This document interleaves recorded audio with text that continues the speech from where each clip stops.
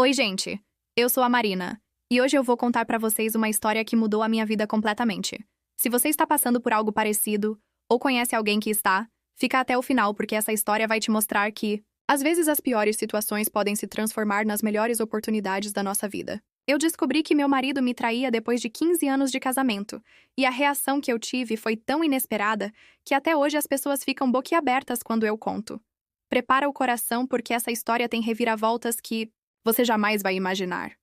Era uma quinta-feira normal aqui em São Paulo. Eu estava terminando de arrumar nosso apartamento na Vila Madalena, quando o celular do Ricardo, meu marido, tocou em cima da mesa da cozinha. Ele estava no banho e normalmente eu nem ligava para essas coisas, mas dessa vez algo me chamou a atenção. A mensagem que apareceu na tela dizia: Amor, mal posso esperar para te ver hoje à noite, como sempre no nosso lugar especial. Meu coração gelou na hora. Ricardo e eu tínhamos nos conhecido na faculdade. Nos casamos jovens e construímos uma vida juntos. Ele era engenheiro civil e eu trabalhava como designer gráfica numa agência pequena, mas que eu amava. Sempre nos demos bem, ou pelo menos era o que eu pensava. Nos últimos meses, ele andava mais distante, chegava tarde do trabalho e sempre tinha uma desculpa diferente. Reuniões, projetos urgentes, drinks com os colegas. Eu até comentei algumas vezes que sentia falta dele, mas ele sempre dizia que era apenas uma fase corrida no trabalho e que logo tudo voltaria ao normal. Quando vi aquela mensagem, tudo fez sentido de uma vez. As chegadas tardias, os finais de semana que ele inventava compromissos, os momentos em que eu tentava conversar e ele parecia estar com a cabeça em outro lugar. Fiquei parada ali na cozinha segurando o celular dele, sem saber o que fazer. Parte de mim queria confrontá-lo. Imediatamente, gritar, chorar, fazer um escândalo. Mas algo dentro de mim disse para ter calma e pensar bem antes de agir. Coloquei o celular exatamente onde estava e voltei para os meus afazeres, fingindo que não tinha visto nada. Quando Ricardo saiu do banho, ele pegou o celular naturalmente e não percebeu nada diferente. Disse que precisava sair mais cedo do escritório para uma reunião importante e que chegaria tarde em casa. Eu só concordei com a cabeça e dei um beijo nele normalmente. Por dentro estava um furacão, mas por fora mantive a compostura. Naquela noite, sozinha em casa, eu chorei como não chorava há anos.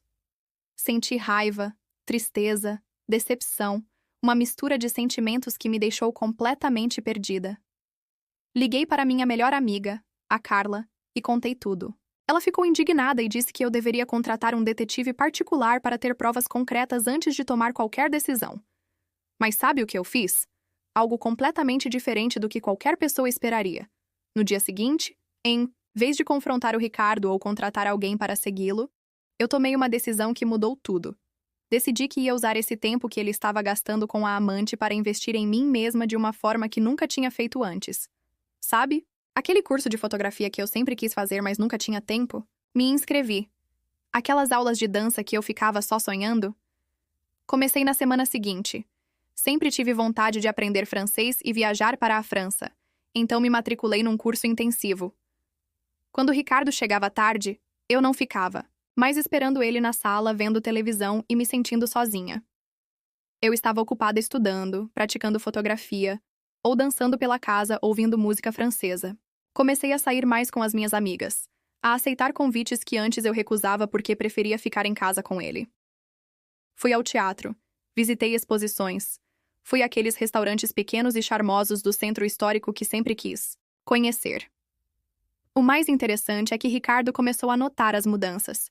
Ele chegava em casa e me encontrava arrumada, feliz, contando sobre as coisas novas que tinha aprendido naquele dia. Eu estava literalmente florescendo, e ele percebeu isso. Começou a fazer comentários sobre como eu estava bonita, como estava diferente, mais confiante. Várias vezes ele sugeriu que ficássemos em casa assistindo um filme, mas eu sempre tinha algo para fazer. Aula de dança às terças e quintas, curso de francês às segundas e quartas, fotografia aos sábados de manhã. Minha agenda estava lotada e eu estava amando cada minuto. 2 meses depois daquela mensagem fatídica, algo incrível aconteceu. Eu estava numa exposição de fotografia no centro da cidade, uma dessas galerias pequenas e aconchegantes da Rua Augusta, quando conheci o Paulo. Ele era fotógrafo profissional e estava admirando uma das fotos expostas. Começamos a conversar sobre arte, sobre técnicas fotográficas, e descobri que ele dava aulas particulares para pessoas que queriam se aprofundar na fotografia. Marcamos um café para discutir a possibilidade dele me dar algumas aulas. Não era nada romântico, pelo menos não no início, mas senti uma conexão intelectual que não sentia há muito tempo. Paulo tinha uma paixão pela vida que era contagiante. Ele viajava pelo Brasil inteiro fotografando paisagens e pessoas. Tinha uma visão de mundo completamente diferente da minha. Através dele, descobri lugares incríveis aqui em São Paulo que eu nem sabia que existiam.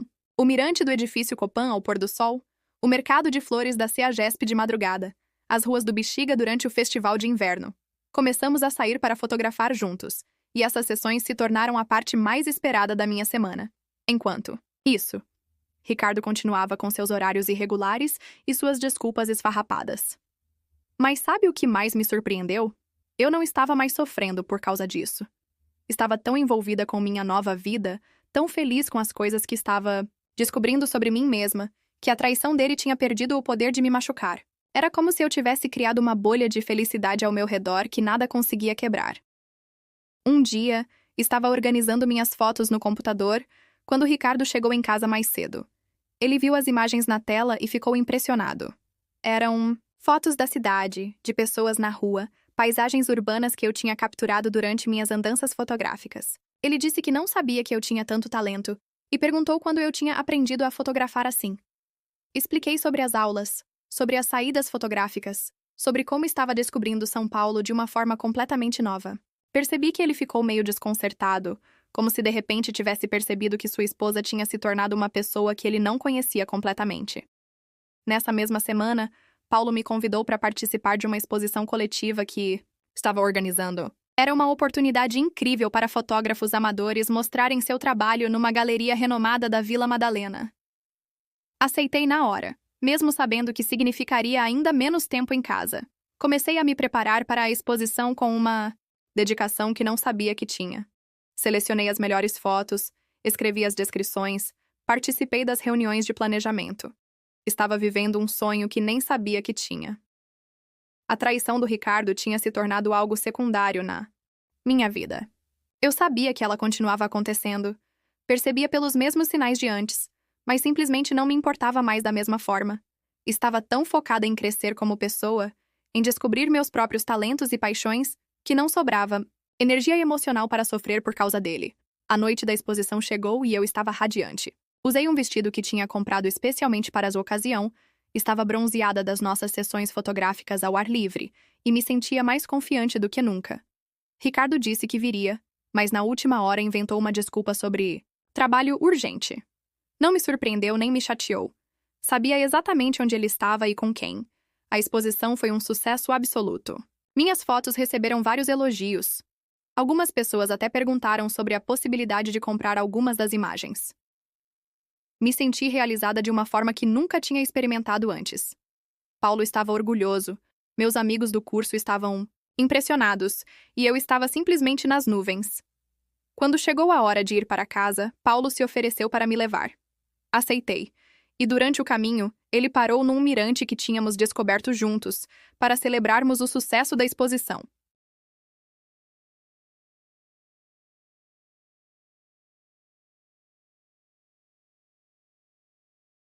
Foi nesse momento que ele me beijou pela primeira vez. Não foi planejado. Simplesmente aconteceu naturalmente, como se fosse a coisa mais óbvia do mundo. Eu correspondi sem pensar duas vezes. Naquele momento, percebi que tinha me apaixonado, por Paulo sem nem perceber. Durante todos esses meses focando em mim mesma, tinha também me aberto para a possibilidade de amar novamente, de uma forma muito mais madura e consciente do que quando me casei com Ricardo. Cheguei em casa naquela noite completamente transformada. Ricardo estava assistindo televisão na sala e perguntou como tinha sido a exposição. Contei sobre o sucesso, sobre os elogios, sobre como me senti realizada. Ele fez alguns comentários vagos e voltou a atenção para a TV. Naquele momento, olhando para ele ali no sofá, percebi que nossa história havia acabado há muito tempo. Não por causa da traição, mas porque tínhamos nos tornado pessoas completamente diferentes que não se conectavam mais. No dia seguinte, decidi que era hora de ter uma conversa honesta com Ricardo. Mas não do jeito que vocês estão imaginando. Não o confrontei sobre a traição, não fiz drama, não chorei. Simplesmente disse que precisávamos conversar sobre nosso casamento. Ele ficou visivelmente nervoso, provavelmente pensando que eu tinha descoberto sobre a amante. Comecei explicando como os últimos meses tinham sido transformadores para mim, como eu tinha descoberto coisas sobre mim mesma que não sabia que existiam. Falei sobre minha paixão pela fotografia, sobre como me sentia realizada explorando a cidade e conhecendo pessoas novas. Então disse a frase que mudou tudo. Ricardo, eu acho que nós dois merecemos ser felizes de verdade, e eu não acho que conseguimos isso juntos anymore. Ele ficou em silêncio por alguns minutos, e depois, para minha surpresa, concordou. Disse que também tinha percebido que estávamos distantes, que talvez tivéssemos crescido em direções diferentes. Foi uma conversa madura e respeitosa, sem acusações ou lágrimas. Decidimos nos separar de forma amigável. Dividimos os bens. Sem brigas, ficamos no apartamento alternadamente até encontrarmos nossas próprias casas e mantivemos o respeito mútuo durante todo o processo. Ele nunca soube que eu sabia da traição, e eu nunca contei porque já não importava mais. O que importava era que ambos íamos ter a chance de recomeçar e ser realmente felizes. 6 meses depois da separação, eu e Paulo estávamos morando juntos num apartamento pequeno, mas cheio de luz na Vila Madalena. Eu tinha aberto meu próprio estúdio de fotografia, oferecendo serviços para eventos e ensaios, e estava ganhando dinheiro fazendo algo que realmente amava. Falava francês razoavelmente bem e já estava planejando nossa primeira viagem para Paris. Dançava pelo apartamento todas as manhãs e me sentia viva de uma forma que não sentia há anos. O mais incrível é que Ricardo também estava feliz. Ele se assumiu publicamente com a mulher com quem me traía e descobri que estavam juntos há mais de um ano. Eles se casaram alguns meses depois de nosso divórcio sair, e pelos comentários dos amigos em comum, pareciam estar bem juntos. Não senti ciúme nem raiva. Pelo contrário, fiquei feliz por ele ter encontrado alguém que realmente queria estar com ele. Um ano depois de tudo isso começar, eu estava numa cafeteria do centro trabalhando no meu laptop quando Ricardo apareceu. Ele estava com a esposa, nova, e eles pareciam felizes. Nos cumprimentamos naturalmente, apresentei o Paulo que estava comigo e conversamos alguns minutos sobre como estávamos. Foi uma conversa leve e amigável. Quando eles foram embora, Paulo comentou como era raro ver ex-casais que conseguiam manter uma relação tão civilizada. Expliquei que quando duas pessoas realmente querem a felicidade uma da outra, mesmo que não seja juntas, tudo flui de forma mais natural. Hoje, 3 anos depois daquela mensagem que mudou tudo, posso dizer que sou uma pessoa completamente diferente. Tenho meu próprio negócio próspero, viajo pelo menos 2 vezes por ano, falo francês fluentemente, danço salsa como uma profissional, e estou num relacionamento baseado em companheirismo e respeito mútuo. Paulo e eu nos completamos de uma forma que eu nem sabia que era possível. Ele me incentiva a crescer. Eu o inspiro com minha paixão pela vida. E juntos criamos uma dinâmica de casal que é ao mesmo tempo intensa e tranquila. Vocês devem estar se perguntando qual foi exatamente minha reação quando descobri a traição, né? A minha reação foi não reagir da forma que todo mundo esperaria. Em vez de me focar na dor e na raiva, decidi me focar no meu próprio crescimento. Em vez de tentar salvar um casamento que já não funcionava, decidi salvar a mim mesma. Em vez de lutar pelo meu marido, decidi lutar pelos meus sonhos. E sabe o que aconteceu? Eu ganhei muito mais do que perdi. Claro que foi doloroso no início. Claro que houve noites em que chorei, dias em que questionei se estava fazendo a coisa certa. Mas cada pequena conquista, cada nova habilidade aprendida, cada momento de felicidade genuína que eu sentia me convencia de que estava no caminho certo. A traição do Ricardo foi terrível, mas foi também o empurrão que eu precisava para me tornar a pessoa que sempre deveria ter sido. Muitas pessoas me perguntam se eu não sinto raiva dele por ter desperdiçado 15 anos da minha vida. Mas eu não vejo dessa forma. Aqueles 15 anos me ensinaram muita coisa. Me deram experiências importantes e me trouxeram até o ponto em que eu estava pronta para essa transformação.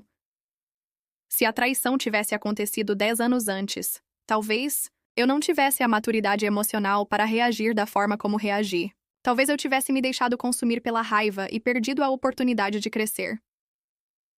O que eu aprendi com toda essa experiência é que às vezes as piores coisas que acontecem conosco são na verdade oportunidades disfarçadas. A traição me forçou a olhar para dentro de mim mesma, a redescobrir quem eu era além de esposa, a perseguir sonhos que tinha deixado de lado, a me valorizar como nunca tinha feito antes. Se Ricardo não tivesse me traído, eu provavelmente continuaria na mesma rotina, satisfeita, mas não realizada, segura, mas não feliz de verdade. Hoje, quando encontro mulheres passando por situações similares, sempre dou o mesmo conselho. Use essa dor como combustível para se transformar na melhor versão de você mesma. Não gaste sua energia tentando reconquistar alguém que não te valoriza. Gaste sua energia descobrindo seus próprios talentos, suas próprias paixões, sua própria força. O amor próprio é o primeiro passo para atrair o amor verdadeiro de outras pessoas. E sabe o que mais me deixa feliz? Minha história inspirou outras mulheres ao meu redor. Minha amiga Carla, que estava num casamento morno há anos, decidiu fazer terapia e conversar honestamente com o marido sobre o que estava faltando na relação deles. Eles conseguiram se reconectar e hoje estão mais felizes do que nunca.